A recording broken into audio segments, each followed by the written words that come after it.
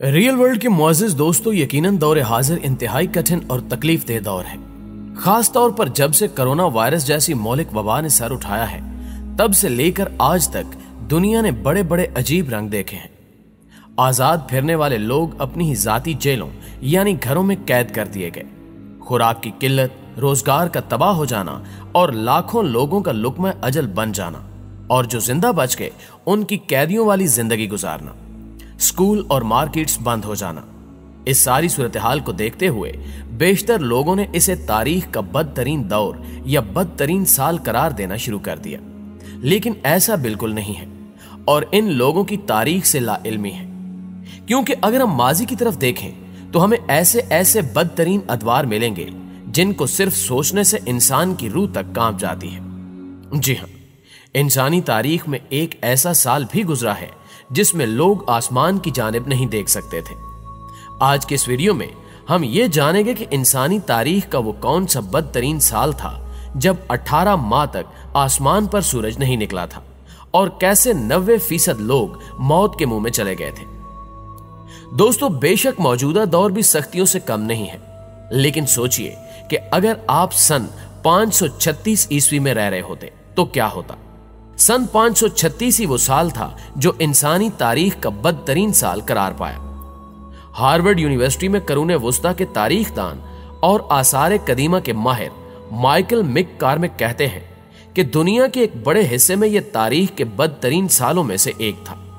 Michael मिककार्मिक लिखते हैं कि सन 1536 में पूरी दुनिया में पुरअसरार धुंध फैल गई और 18 माह तक दिन रात अंधेरों में डूब गए।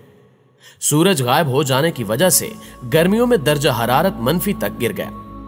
माइकल अपनी किताब में लिखते हैं कि यह जून का महीना था जब चांद और सितारे आसमान से आहिस्ता आहिस्ता गायब होने लगे और रात का अंधेरा इतना गहरा होने लगा कि किसी चिराग और मशल के बगैर अपने हाथ भी दिखाई देना बंद हो गए।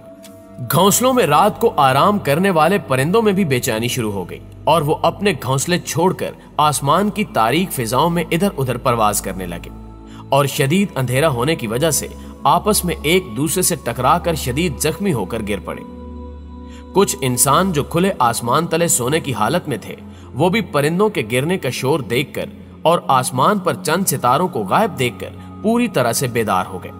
ज्यादातर लोगों का ख्याल था कि शायद आसमान पर बादल छाने की वजह से चंद सितारे नजर आना बंद हो गए हैं। लेकिन कुछ लोगों को यह बहुत गैर मामूली लग रहा था, क्योंकि उनके मवेशी खौफजदा थे और अपने रस्से छुड़ाकर भागने के लिए उछल कूद कर रहे थे। दुनिया के कुछ हिस्सों में कहीं सूरज गरूब हो चुका था और कहीं शाम हो रही थी। कहीं लोग शाम का खाना खा रहे थे और कहीं शराब नोशी की महफिलें चल रही थी। नाज़रीन ग्रामी, याद रहे कि उस जमाने में शराब, जिना और हर तरह की बुराई आम हुआ करती थी। उन लोगों के अंदर गुनाह सवाब का फर्क खत्म हो चुका था, क्योंकि उस वक्त के लोगों को इल्म ही नहीं था कि कौन सा काम गुनाह के जमरे में आता है और किसको गुनाह या बुराई कहा जाता है।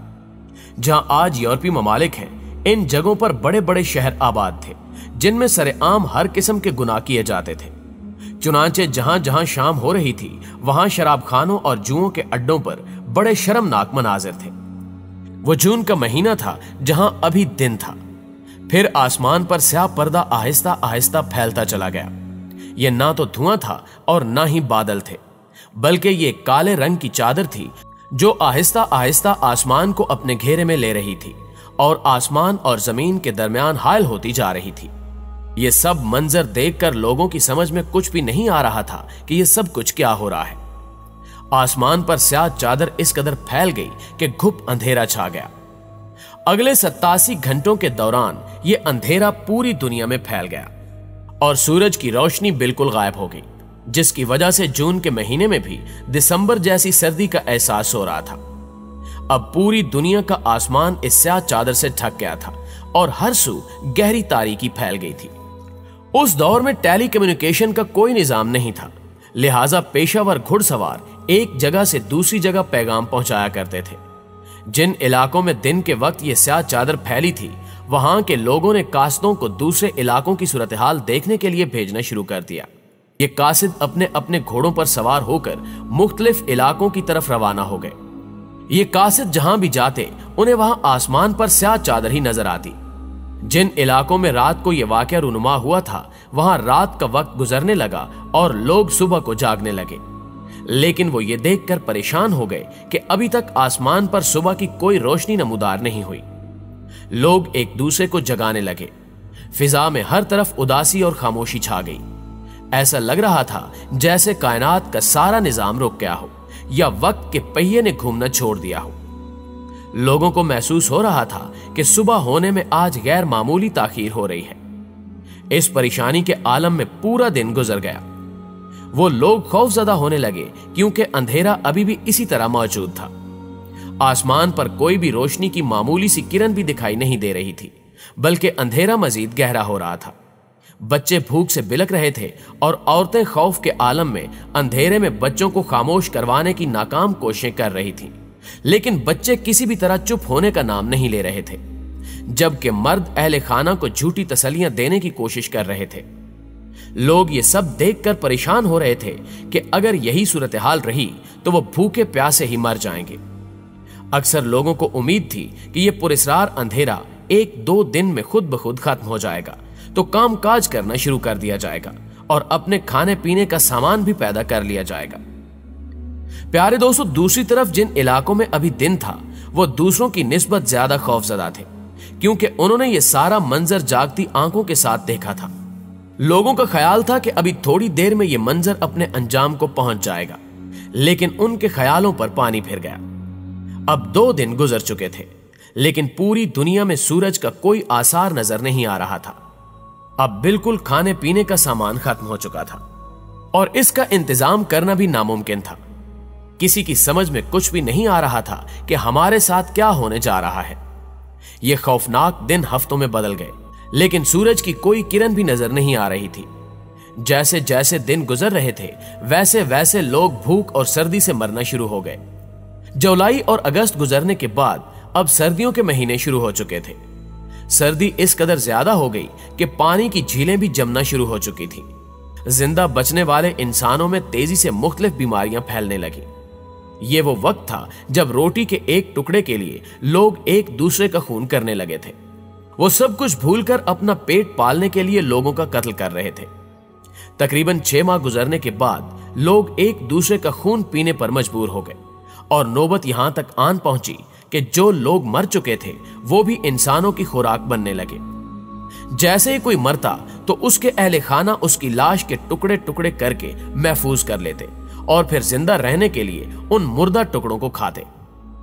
जब इस सूरत हाल को 1 साल गुजर गया तो मिस्र में ताउन की वबा ने सर उठा लिया। देखते ही देखते लाखों लोग इस वबा का निशाना बनते गए। पूरे शहर के शहर इस वबा से खाली होने लगे और लाशों के ढेर लग गए, जो बाद में अपने ही करीबी साथियों की खुराक बन गए।